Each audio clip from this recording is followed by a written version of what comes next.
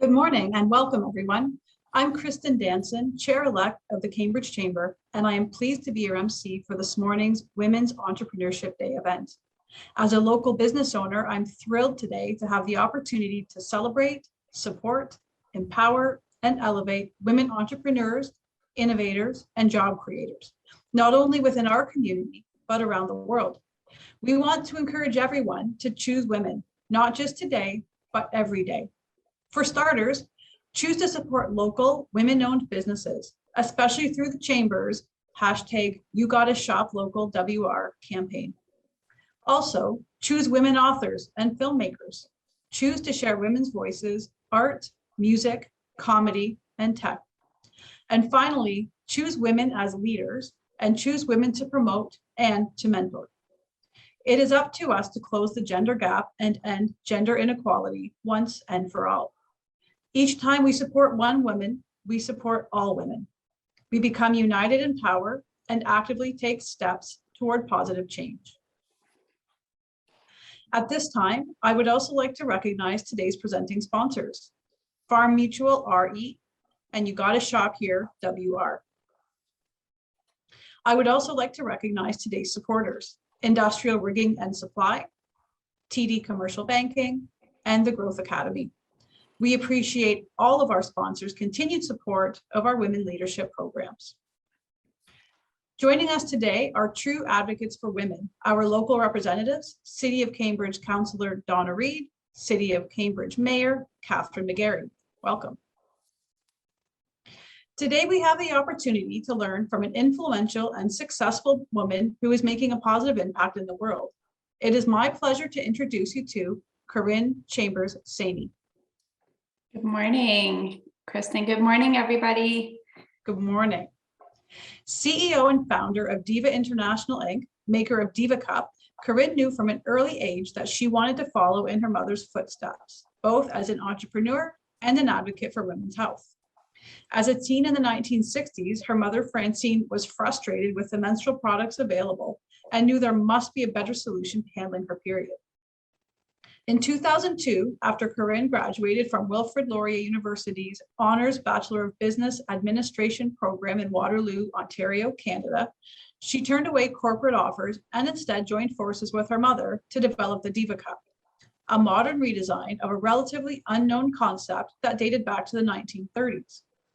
The duo started Diva on a shoestring budget, working from their kitchen table as they faced an uphill battle to establish themselves in a male-dominated industry.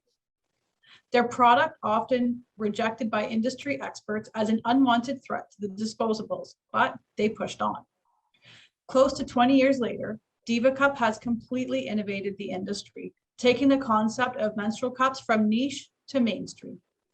As Diva's CEO, Carinne and her company have received notable recognition, winning EY's Entrepreneur of the Year Award for Sustainable Products and EY's Special Citation Award for Industry Disruptor.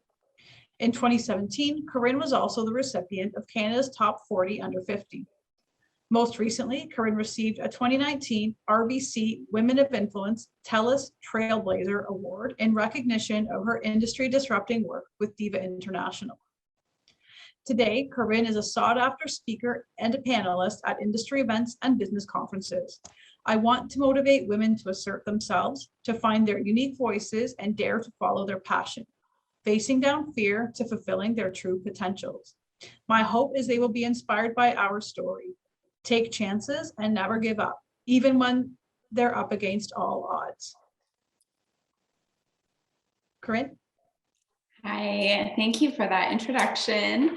It's really my pleasure to be here today and speak to all of you. I wish I could see all your faces. That's the one thing I miss the most in this COVID time where everything's virtual now.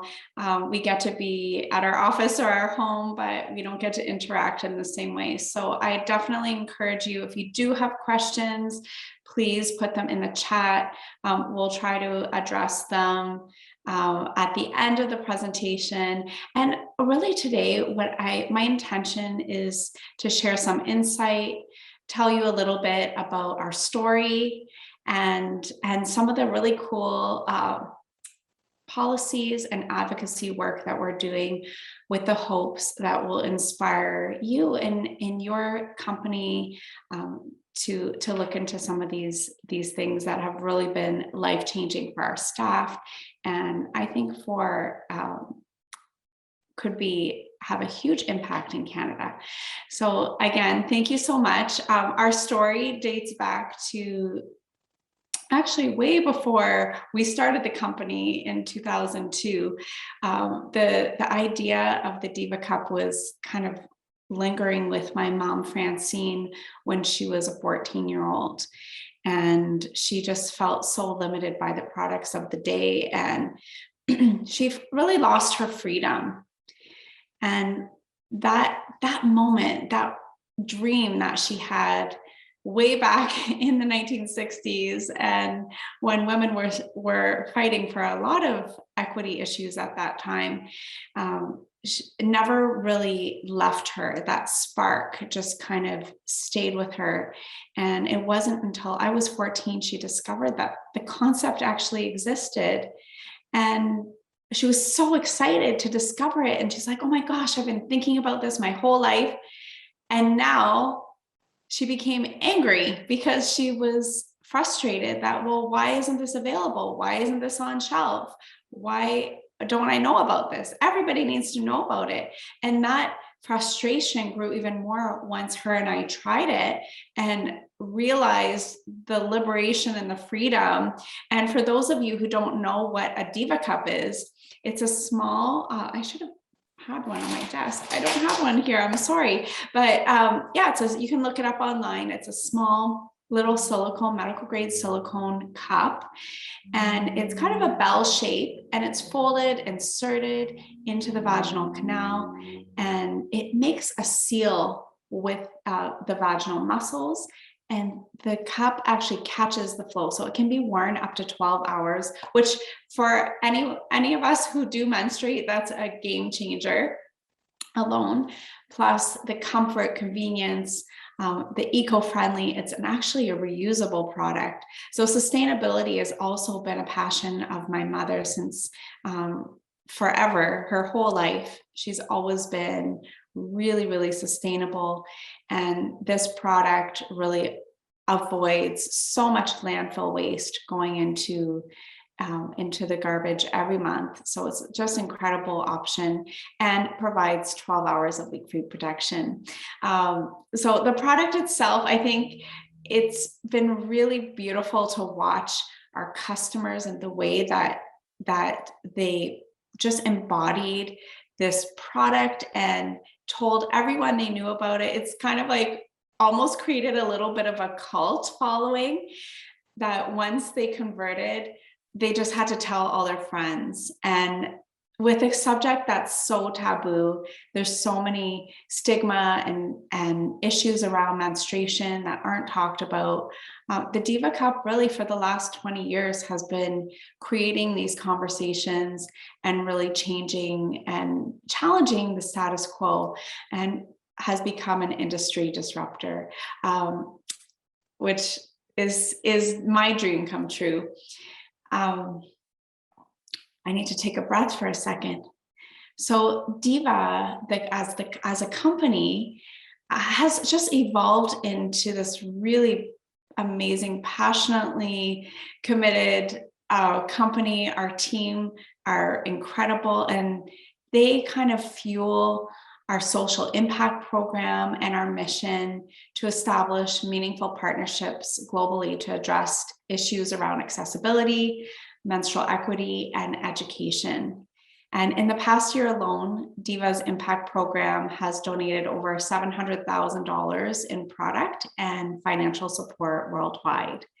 And we do that through actually creating a lot of educational materials. And maybe some of you may have heard of our documentary that we created in 2018, Pandora's Box, Lifting the Lid on Menstruation. And you can stream it on iTunes or Rogers and Shaw and whatever other, I think a lot of the other services that you can stream. And, just trying to increase awareness around the issues that menstruators do face and the inequities around that, and what people can actually do to get involved, and just really bringing that awareness so that we can normalize menstruation, normalize these conversations, and, you know, make it not so gross and like, don't talk about it and all of that. And I can tell you for a fact that starting Diva, we really faced a lot of pushback in the beginning, and buyers were kind of laughing us out the door. They were turning red in meetings. Even when we got the meetings, which was hard enough to do, but we would go to these big trade shows in the States and meet with buyers from all the mass market grocery stores, mass market retailers, and the drugstore chains. And everyone would be like, you know, most of our buyers were actually kind of middle-aged plus men, gray-haired men, and it was like they were just so embarrassed. And I can tell you, it was not easy getting through why this revolutionary, unique product could change their category. So that was very interesting, but I love where we've come now and how far we've come. You know, I have to say, and I'll probably say this again at the end, but just so I don't forget, no matter what you're doing in your business, whatever your passion is, don't give up. Like, no dream is too big. I can attest to that. We were like such an underdog. Nobody wanted it. Everyone laughed at us. We had a lot of industry experts tell us that this would never make it. Even a lot of women industry experts are like, yeah, no one's ever going to do this. No one's ever going to use this. And now we sell over 1 million units a year. We have, you know, opened the market to like probably dozens of other companies in this space now. We've created the category, paved the way, and really changed the lives of millions of women and those that menstruate around the world. So, I mean, I feel like even with all of that, we're just getting started, and where there's so much more that we can contribute, so much more that we can do. And I love our team so much. We're based out of Kitchener, and we have about 50 employees at our head office, along with many, many partners. There are hundreds of people that are involved in the Diva Cup business and Diva's business every single day. And at the end of the day, we believe that menstruation should be a fact of life and not life-limiting. And so our team is really passionate about breaking the taboos surrounding menstruation worldwide. And one of the things we just had a lot of press coverage in the last few weeks as we announced the first paid menstrual leave in Canada. And we did tons of research. We couldn't find any companies, not one single company in Canada doing this. And what paid menstrual leave is that we actually offer our employees up to 12 paid days per year, 1 day per month, to just rest and manage their period pain and any other symptoms that they have around their periods. And, you know, why would we do this? I mean, it sounds like this, for a lot of companies, this is like crazy and it would cost the company a lot of money. But really why a paid menstrual leave is that it is a way of prioritizing people and promoting equity in the workplace. And it's not just about menstruation. I think what people don't realize is that menstruation is only a subcategory of gender equity and human rights. This is a basic human need, and women and those who menstruate are suffering. One in Canada, 1 in 10 women and an unmeasured number of transgender and gender nonconforming people have endometriosis, which is extremely painful. 1 in 3 women have uterine fibroids, and the majority of all women and those who menstruate will suffer from dysmenorrhea, which is basically really painful period cramps at some point in their life. So, these are only a few of the diagnoses. And, we need to listen and believe when women tell us that they're in pain.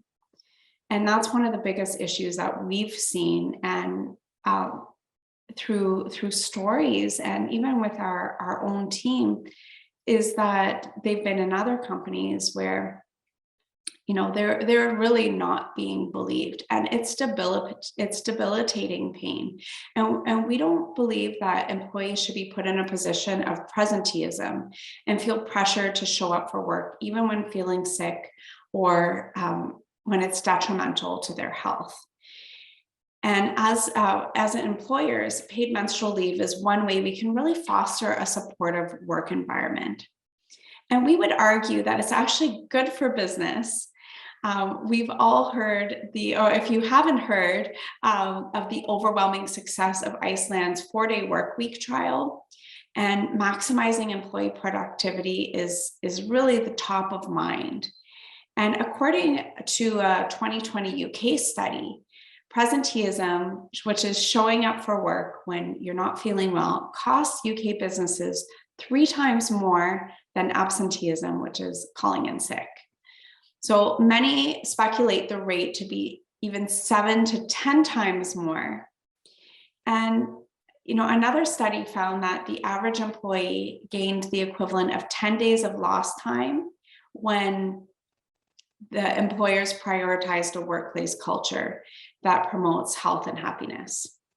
And I think we're all working, especially through this COVID time and through the pandemic, it's really accentuated the need for the care for and what really matters, our family, our health. Without our health, we have really nothing.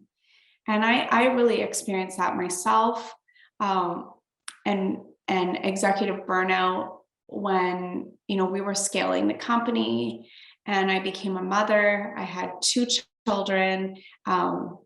Like 12 years ago, I started my family, and they're 1 year apart. And I kept working. I didn't take mat leave. I just really pushed myself for many years until I literally couldn't. I had a complete physical and mental breakdown, and it took me years, and it's still something that I'm dealing with today.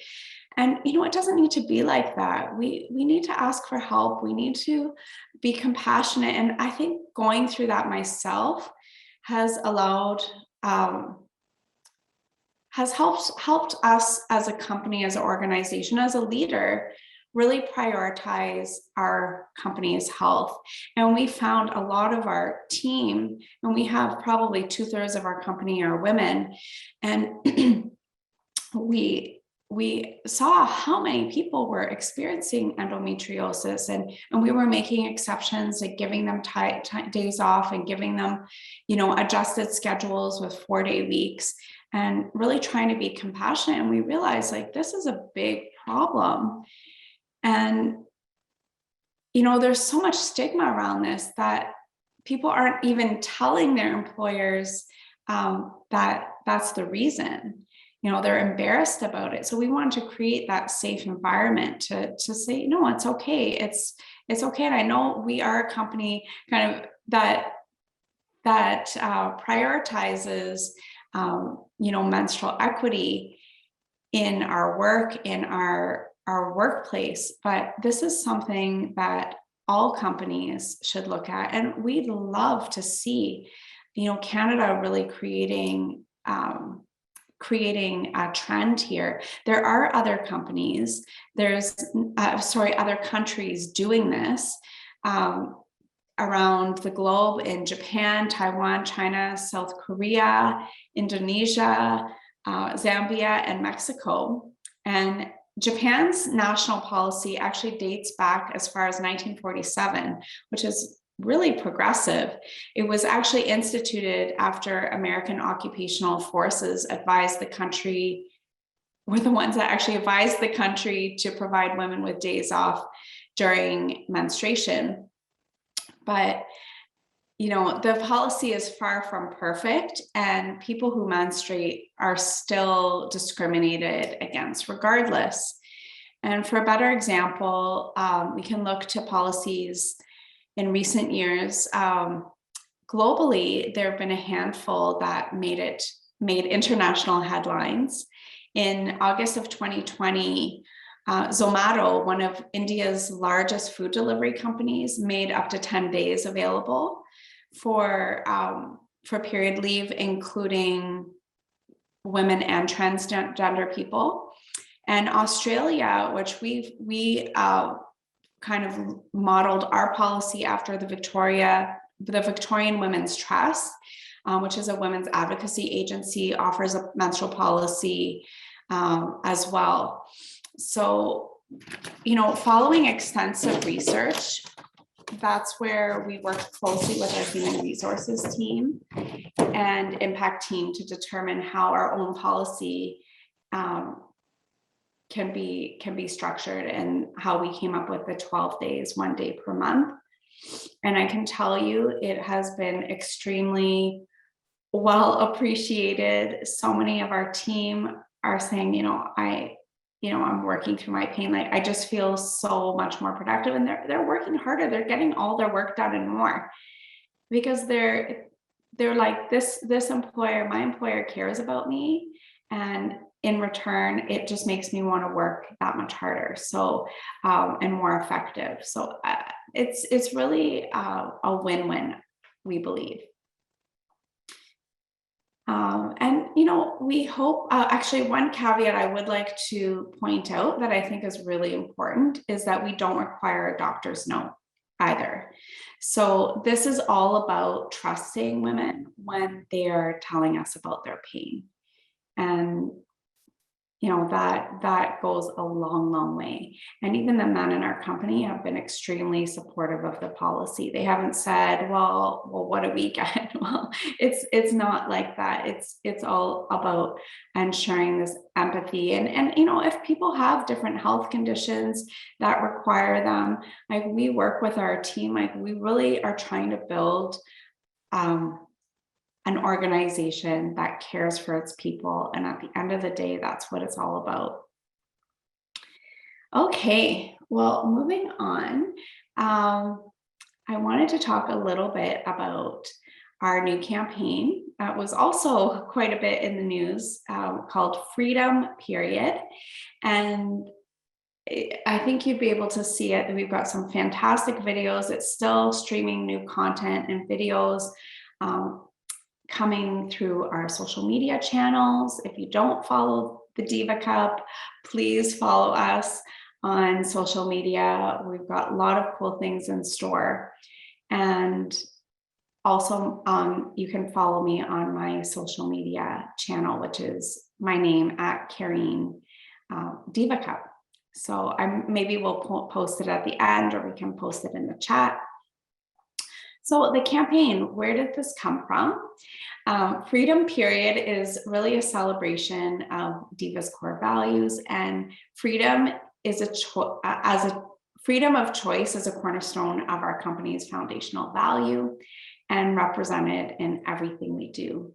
And whether it be in products, education, advocacy, or activism, this campaign is really trying to put a voice to that. And it's more of a state of being. And we have other campaigns that we're working on for the spring, but we just feel really good about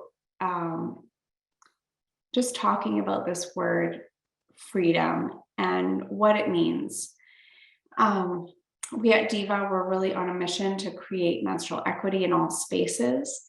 And our belief is that while the conversations around menstruation are silenced, people who menstruate and those who menstruate will continue to live with limitations. When freedom and period are fundamentally linked, freedom to pursue education, freedom of choice in body care, freedom to select sustainable option. And those choices only come when menstruation is liberated from the taboos and stigmas it faces today. So we want to make a big statement and push forward with our work and continue this work to destigmatize periods.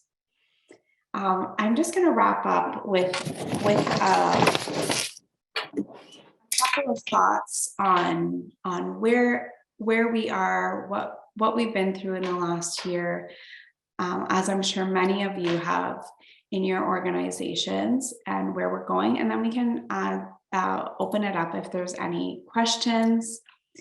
I just had a chance to see there's in the chat, Maya says, I am in tears, prioritizing women's health. What a concept. I mean, like, thank you so much, Maya. This is what I'm talking about. There's, women need this and need to be heard. And it's our opportunity to really lead the way and be an advocate for women's health and well-being. And it's too often undermined. So I really appreciate the opportunity to share what we're doing and what's working. And, a few years ago, after I went through like a complete health and mental breakdown, I really did a lot of soul searching as a leader and spent a lot of time doing personal development work, going to seminars, reading a lot of books, and challenging myself to, what's my purpose? Why am I here? And, it really came to me that, we are, as leaders, we're catalysts for change in the world. And without this aspect in business, I don't think that there really can be true success. And everyone was saying, wow, you're so successful. Look at what you've done. And I was miserable. And I thought, even with the work that we were doing, and it wasn't until I realized that contribution and the people that you care about and the impact that you're making in your business, that's the true value. That's the true legacy that you're building and the impact you're creating as an organization. So for me, that was really a changing point, and that gave me just a really clear roadmap and focus, and has shaped the next 20 years of Diva, of where we're going. And I can tell you, I wake up every day excited. The last year has been incredibly challenging. The last almost 2 years or a year, 18 months that we've been through this pandemic, for many, many reasons, has been one of the most challenging chapters in our business history. And yet I feel motivated to keep going, to continue, because I know that at the end of the day, we are making a difference, and we're really just getting started. So I'm dreaming big. I'm dreaming of all these incredible opportunities that we have, and through our businesses, we are the voice of Canada. We are leading the way, and we have that opportunity, and no business is too small or too big to have an impact, and to say, well, that's going to take too much off the bottom line. At the end of the day, your bottom line grows when your contribution to the world grows. And there is a direct correlation. We've seen it. I've seen it in countless other businesses. I highly recommend, this is one of my friends and industry partners, Madeline Shaw of Isle, formerly Lunapads, who just wrote this book, The Greater Good, social entrepreneurship for everyday people who want to change the world.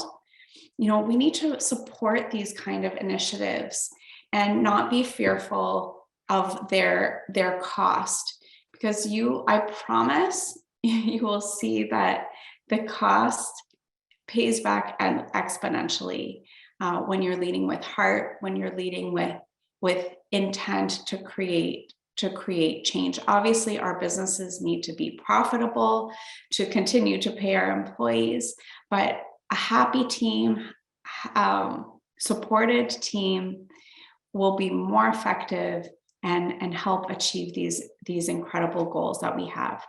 We actually became a certified B Corp in 2018.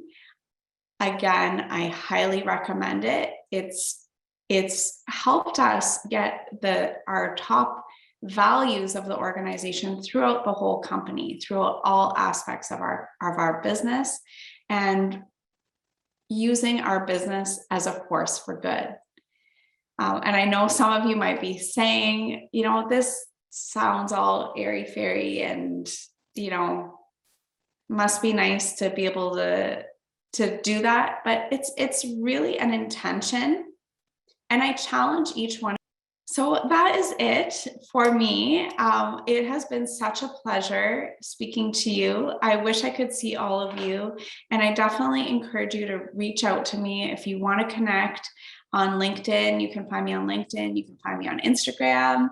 I had to come into the 20, whatever generation we're in now, and start showing up on social media, because I'm a little bit old school and I was always like a really private person. But now I just want to share our experience and what we're doing. And I really feel it's such a blessing to do that. And it just brings me so much joy. So I hope that you will help connect with me and follow my journey as well. And that's it. Thank you so much. If there's any questions, you can write it in. If there's anything you want to know, or if you want to reach out after, that's fine too.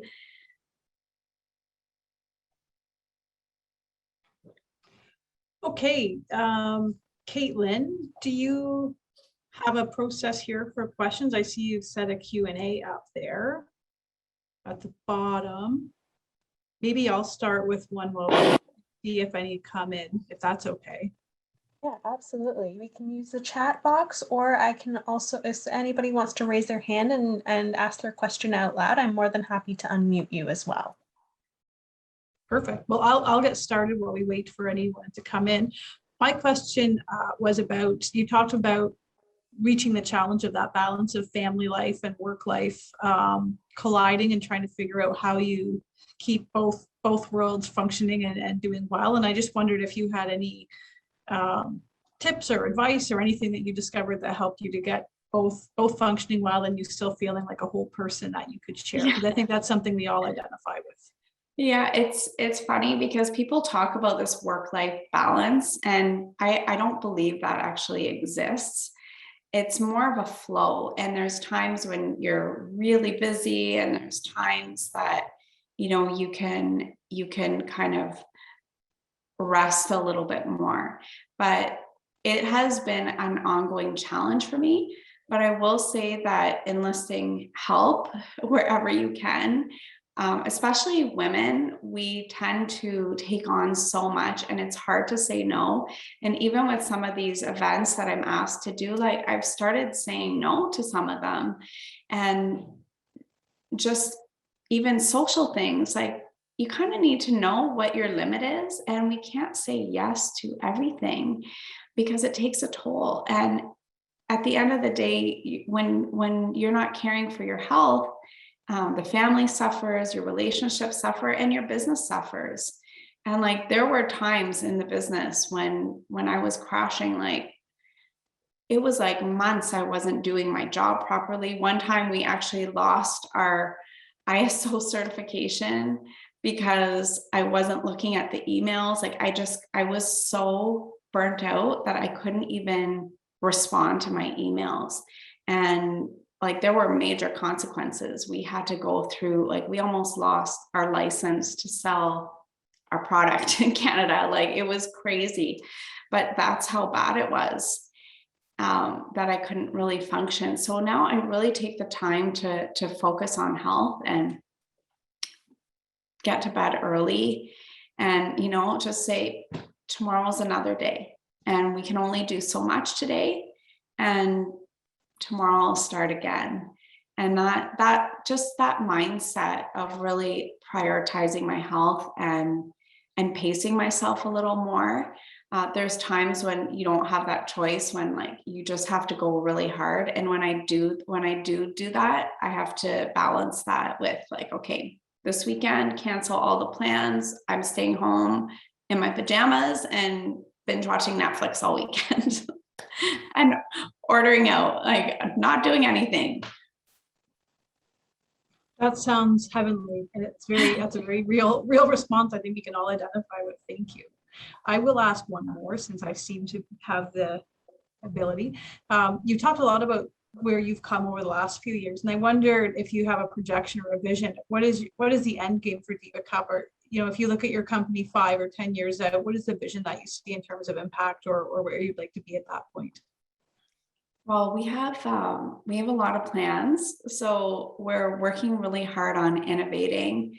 We've got many new products in the pipeline that we're super excited about, and, you know, continuing to really bring innovation to the category and to expand into some new categories that we're really excited about. So growth, as far as, you know, product offering and sales, I think it's always important to challenge your organization to innovate, even if it's in your processes, but you cannot stay stagnant. Stagnation creates an opportunity for your competitors to come in, for you to lose a foothold. And we did experience that as well. And we realized that it's only through, you know, going back to our true nature of industry disruptors, that we can really create the impact and be our most authentic selves and authentic brand. So that's a big thing. We're really rallying our customers and we're working on a rebrand right now to launch in the spring. And, you know, really shifting our language. For a few years, we got really corporate, and, you know, you kind of grow up, and then things, the way that you did things, like the millennials and Gen Zs, they don't want to be talked to in the same way. So we're really looking to build these conversations and relationships with our customers in new and innovative ways. And a lot of that is really through our impact work. And we actually do, you know, we host the free impact screenings for any community that wants to screen Pandora's box. And I do panels and things like that. So we're kind of really trying to lean into that, into our advocacy work and impact work. And in 5 years, I see the company being huge. You know, we're hoping to reach 100 million. And I don't know if it's going to be 5 years. Maybe it'll take us 8 or 10 years, but that we're going for it. And, you know, I think it's just really important to remember as well that anything you want, you can achieve. There's no limits. And, you know, we create all these stories and limitations in our lives, in our personal lives, and, you know, our businesses, of why we can't do this. But really, I'm looking at what we've achieved, which like absolutely blows my mind. And, you know, looking to other innovators and leaders, and, you know, it's the sky's the limit, people. Like, we just, you know, put your mind to it. There's so much opportunity. And what I see is that the more growth that we have, the more impact we can make, the more we can give back, the more of a voice we can have. I mean, entrepreneurs and businesses are the voice of this country, and a very strong power behind this country. Even for me, it's like more than politics, because we don't have all these limitations that are placed on us. We have an opportunity to create change. That's awesome. Thank you so much. You mentioned about growing and learning, and I just wondered, over the last 10 years, have you changed your business and you've developed into a higher level of revenue and growing your business? What tools have you used to network with others, other women or other business people, to develop your network as well as to continue learning? Because as you mentioned, it's all about the people and the connections. And everyone here, this is a Chamber of Commerce event. So, we're all women here that are looking to grow and expand our networks. And just wondered, where have you done that? And what do you suggest to the women here this morning that they do to develop their networks? Absolutely. I mean, there's a lot of great groups. I think it's always important to kind of level up. I was in Tech Canada for many years, which is, I think there's EO and YPO. There's different organizations. A lot of them are have a lot of men, but they're really trying to attract more women into these groups. And I still learned so much in those groups. I think what was really life-changing for me is actually investing into some higher level programs. I personally did a lot of the Tony Robbins courses and programs, which is really all about mindset, the business mastery. It's a big investment of time and money, but that community and that networking, that now I have a global network of change makers and leaders, women and men. I have found that so inspiring, and we're kind of in a little bit of a bubble in our community, and wherever you live, it's just what you know and who you know. And really getting outside of your community and getting into some national or international programs. And now with Zoom, there's so many more opportunities. But I think just looking to people that are achieving what you want to achieve and getting to know them and mentoring and getting mentored. I get a great mentor. There are those out there, and I'm really impressed with the innovation in this space since COVID, because a lot of these things were not able to go virtual, or we're not able to be in person, so they're virtual. So you don't even have to travel, and it's brought down the cost.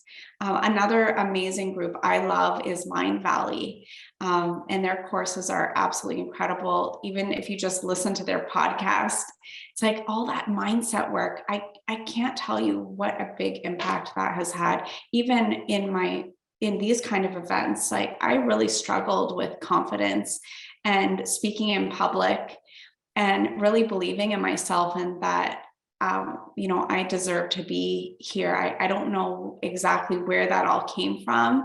Maybe because I was bullied as a child, but I was holding on to a lot of that, and through that work and through networking, it's just raised to a whole another level. And it's an ongoing process.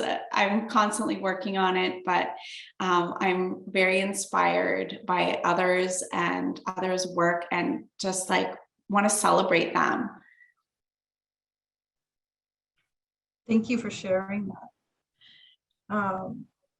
Okay, this has been a pleasure to have you this morning. On behalf of the Cambridge Chamber of Commerce and myself, we would like to thank you for taking time out of your schedule to inspire us today. It has been an hour well spent. We invite you all to join us for our Women Take Charge event, which will take place on Tuesday, January 18th, 2022, with Dr. Suli Wong, Commissioner and Medical Officer of Health for Region of Waterloo Public Health and Emergency Services. Carinne, it has been an absolute pleasure to have you with us this morning. I appreciate you enlightening us all a little bit, inspiring us to go out and learn new things and meet new people and you know, do things in our business to help make the world a better place to live in. It's just such a wonderful message for everyone. So thank you so much. It's been a pleasure getting to know you. Yeah, thank you so much for having me. It was my pleasure. Have a great weekend, everyone. Happy Friday. Wonderful. Thank you. Have a Bye-bye. great day, everyone.